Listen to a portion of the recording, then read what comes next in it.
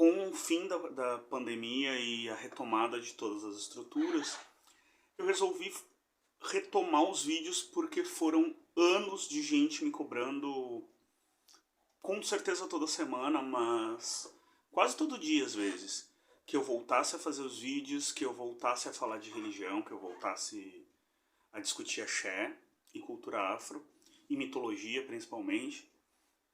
E talvez o tema que mais mexesse com essas pessoas, e é um tema que eu comecei a tocar muito sutilmente, e eu vou retomar hoje, é a questão são duas questões, na verdade. São as questões da diáspora e do sincretismo. E eu estou fazendo esse vídeo muito em virtude de uma polêmica que foi gerada a partir de um trabalho também no YouTube de uma irmã minha, a mãe Najara de Iemanjá, que estava discutindo o jogo de búzio e detalhes do búzio de Oió, etc e tal, e começou a ser atacada por pessoas do candomblé, pessoas de vários lugares acusando ou fragilizando, atacando a nossa feitura, minha também, e a feitura da nação de Oió com Jeje. E eu vou misturar isso um pouco com o período do qual nós acabamos de sair, que é a Quaresma, e que trata também do Sábado de Aleluia, do ritual do Retorno dos Santos, que também é conhecido como Balogum. E eu vejo muitos religiosos dizendo: não cultuo isso, eu não vou cultuar a Páscoa porque eu não sou cristão e eu não aceito o sincretismo e eu me incomodo com a diáspora. E eu queria falar a respeito disso. Primeiro, eu vou falar a respeito do que é sincretismo. Esse vídeo de agora vai ser exatamente sobre isso. O que é sincretismo? E vocês têm que entender que sincretismo não é meramente tu pegar uma imagem católica e atribuir um orixá para ela. É bem mais complexo do que isso. Sincretismo é um processo dentro do qual expressões humanas, intelectuais, culturais e religiosas passam a se mover na história. Então não acontece sincretismo apenas na religião, acontece sincretismo nas artes, acontece sincretismo nas ideias, e religião é ideia, é ideologia. Religião começa na alma humana, no espírito humano. E quando eu falo espírito humano, eu não estou falando o espírito religioso, eu estou falando o intelecto, a psique humana. E vocês têm que entender que Páscoa é um período sincrético. A Páscoa é feita de sincretismo. E esse primeiro vídeo não vai ser sobre religião africana, vai ser sobre Páscoa. Então tu vai falar sobre religião católica. Também. Mas eu vou falar da deusa Ostara da Manhã. Vocês sabem por que tem coelhinho da Páscoa? Vocês sabem por que se cultua a Páscoa? Talvez a divindade, ou uma das divindades mais antigas, cujo culto se tem notícia, é a deusa Ostara, que também ficou conhecida como Eoste. Os egípcios passaram a chamar como Star. E com o tempo, Eoste ou Star também foi conhecida como Astarô. Daí vem o tarô. Sabe o tarô que a gente joga? O tarô ele vem do culto da deusa Astarô, que era Ostara. Ostara é uma deusa muito antiga, é muito difícil remontar o culto a Ostara. A imagem dela é a imagem de uma jovem, fértil, nua, que passeia pelos campos carregando numa mão um ovo e noutra mão um coelho. Exatamente. O coelhinho da Páscoa tem origem na deusa Ostara. E o que isso tem a ver com Páscoa? Em inglês, Páscoa é Easter. Porque de Ostara. Na verdade, a festa de Ostara sempre foi. E como é que ela se misturou com a religião católica? Por vários processos de sincretismo. É assim que as religiões vão se formando e sobrevivendo no decorrer do tempo. Então, o que aconteceu? Os egípcios fizeram um culto sincrético, onde eles abraçaram uma divindade que não era do panteão dos deuses egípcios, que era Ostara, que também era conhecida como Star, E essa deusa era muito celebrada porque era um culto muito antigo na época dos antigos egípcios. Então imagina como essa coisa é antiga.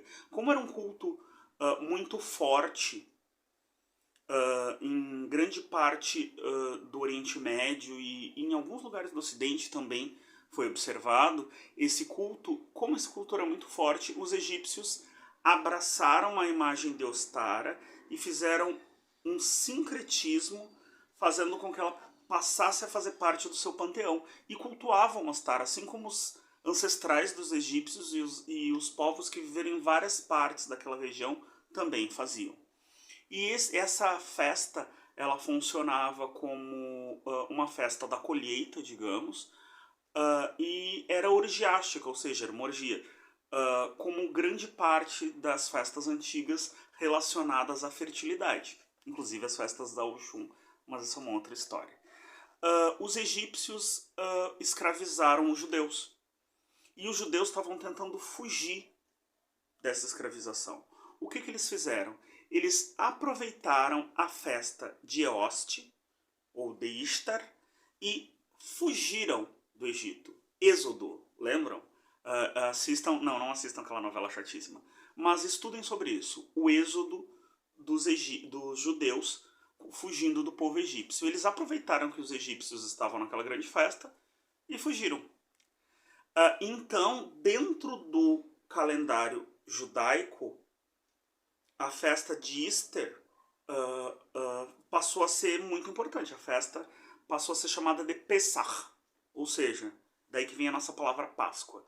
Em vários países, o termo usado para Páscoa tem a ver com Easter, e em vários países o termo usado para Páscoa tem a ver com Pesach. Então, mas é essa festa dessa deusa da fertilidade. E a imagem do coelho e dos ovos persistiu mesmo em alguns momentos na cultura judaica. Quando surge Jesus Cristo na história, ele usa essa festa, que era uma festa muito importante para os judeus e já era sincretizada, para retornar. E quando ele retorna, ele acaba sendo assassinado durante os rituais do Pesach, ou seja, os rituais de Easter. Então, aí que o cristianismo abraça a data da Páscoa, que tinha sido sincretizada pelos judeus e antes tinha sido sincretizada pelos egípcios, entenderam? E daí os cristãos pegam símbolos que eram conhecidos dessa data, que já era muito antiga, e abraçam, eles ressignificam. Ao ressignificar,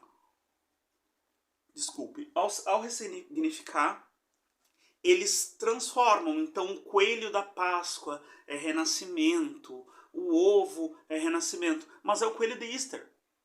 É o ovo de Easter. Ou de Ostara, como eu gosto de falar, ou de Astarte, ou de Astarô, ou de Ishtar. É um sincretismo. E como é que esse sincretismo chega aos rituais africanos? Vocês têm que entender como acontecia a senzala.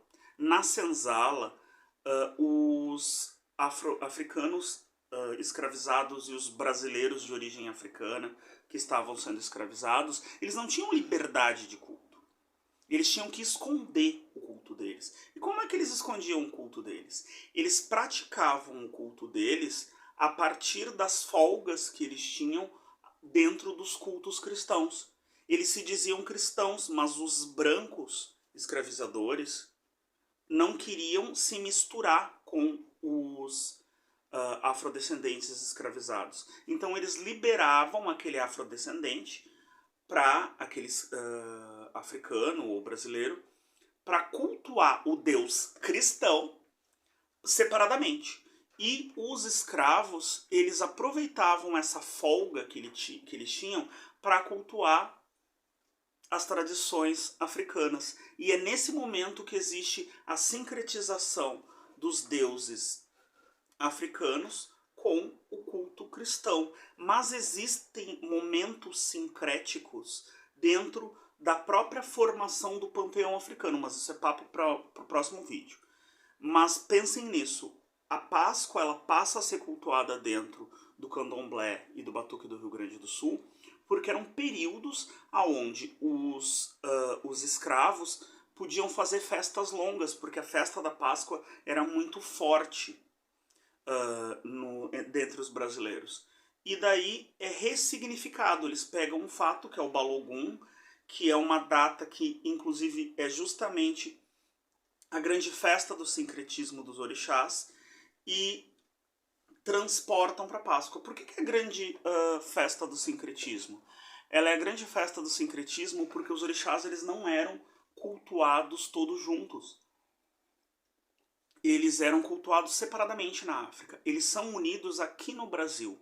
Então, se você que está me ouvindo, se tu que está me ouvindo, gaúcho, batuqueiro, é contra o sincretismo e é contra a diáspora, então tu não pode, começa do começo, tu não pode te dizer filho de Ogum com Yansan, ou no meu caso, Oxum com Xapanã.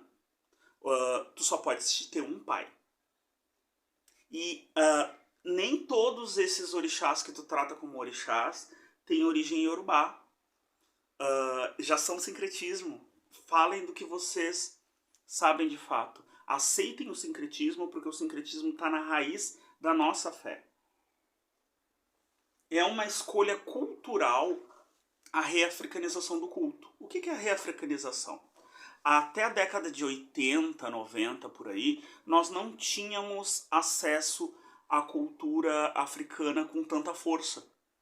Tanto a cultura africana original antiga, quanto a cultura africana atual. O candomblé ele procedeu essa reafricanização muito antes de nós, batuqueiros. Lembra da Mãe Menininha, já ouviram falar? A Mãe Menininha ela faz parte de um movimento baiano de reafricanização do culto do candomblé. O Reginaldo Prandi fala disso num livro que está aqui atrás, que eu vou pegar para mostrar para vocês. Segredos Guardados, está até com um marcador aqui em alguma parte. Esse livro fala dessa reafricanização do candomblé de uma maneira muito clara e trata também do surgimento da Umbanda, da própria Quimbanda, várias coisas. Esse livro é bem interessante. Leiam, recomendo esse autor, ele é muito bom. Mas, como eu estava falando para vocês, houve essa reafricanização no candomblé lá atrás. E a turma daquela época da Mãe Menininha foi muito responsável por isso. Hoje, no Rio Grande do Sul, no Batuque, nós temos uma reafricanização. Como assim? Nós estamos tendo mais acesso à própria língua iorubá. Eu já estudei iorubá, tem vários amigos meus que querem estudar. Nós usamos panos africanos, nós usamos imagens que a gente supõe serem africanas. Nós tentamos buscar a imagem do nosso culto a partir de imagens africanas. Mas quando um batuqueiro usa a imagem do Menino Jesus de Praga, como na Veiga tem aquela imagem gigante ali na entrada, ele não está atentando contra a sua fé. Ele está celebrando a nossa história, porque vocês estão vendo um branco, afrodescendente também, mas branco, falando de batuque e falando de orixá, e que é filho de Oxum com Xapanã. Eu fui escolhido pelos orixás. Então, de alguma forma, os orixás querem abraçar brancos e negros em igualdade. A minha mãe não me refugou, a minha mãe me aceitou. E o culto cristão, ele está entranhado com o culto do Batuque do Rio Grande do Sul. E não é uma subserviência, é uma mostra da história, é uma mostra da sobrevivência do nosso culto. Então, cultuar a Páscoa, cultuar o Balogun, cultuar o retorno dos orixás, é muito sincretizado, sim. E não há problema, porque a nossa religião é uma religião da diáspora. Ela mistura vários elementos africanos que não se misturavam no continente africano. E ela mistura isso com cultura brasileira de várias origens, com cultura indígena, com cultura cristã, com cultura muçulmana. A gente não cultua Oxalá. Olha como Oxalá, que é o pai dos quatro cantos do mundo, ele é sincrético. Para começar no nome, Oxalá não é o nome pelo qual é cultuado Oxalá na África. É cultuado como Obatalá. Oxalá já tem a marca muçulmana. A gente usa branco. Eu quase botei uma camisa branca para fazer esse vídeo, mas eu vou sair daqui a pouquinho, daqui a uns minutos, já estou atrasado. E eu precisava muito... Eu já estava vestido, então vou gravar com preto mesmo, eu já vou falar disso. Oxalá na África não é cultuado a partir do branco. Ele é sim o senhor do pano branco, mas o uso do branco tão forte no culto vem da religião muçulmana, vem do Jade Mahim. Então a gente precisa entender a formação da nossa religião, e vocês têm que entender o seguinte: a nossa religião ela é sincrética e diaspórica. Nós cultuamos vários orixás. Eu não cultuo apenas Oxum, eu cultuo todo o panteão da Minhagoa. A nossa religião ela já é sincrética e ela já é feita na diáspora. Nós somos sujeitos diaspóricos. Eu não sou africano. Não tem sentido eu querer extirpar a parte da cultura cristã para refundar, para criar um novo culto sem influência cristã, porque isso é impossível. Porque essa religião ela surgiu dentro de uma realidade de escravização. Nós não podemos tornar a religião cristã como uma dominante. Mas existem elementos da religião cristã no Batuque do Rio Grande do Sul, assim como existem elementos do paganismo fortíssimos na religião cristã. E a gente vai falar disso mais lá na frente em outros vídeos. Mas a religião cristã já é sincrética. Então a gente não deve rejeitar esses elementos, mas a gente tem que celebrar esses elementos como parte da nossa história e como bastiões, bandeiras do nosso orgulho. E lembrem sempre, quem é de axé diz que é. Meu nome é Ricardo de Oxum Olobá. Eu vou falar bastante de jogo de búzio no próximo vídeo. As pessoas que quiserem jogar comigo podem entrar em contato. Eu vou deixar ali embaixo o meu contato para vocês marcarem jogos. E se vocês quiserem fazer jogo ou alguma consultoria em cima da mitologia iorubá, vai ser um favor. Eu estou fazendo muito isso, conversando e jogando com clientes e mostrando para eles a mitologia iorubá e como aquela mitologia constitui essas pessoas, sem interferir na prática da casa dessas pessoas, porque muitos desses clientes que me procuram não são meus filhos de santos, nem são Oió com Jeje, mas eles querem conhecer mais do mito e ampliar um pouco a visão deles a partir do jogo de búzio, e é isso que eu estou fazendo. Mas isso é conversa para um outro vídeo.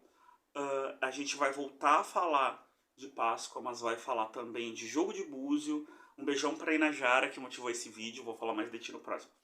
Um grande beijo e lembrem que quem é de axé diz que é.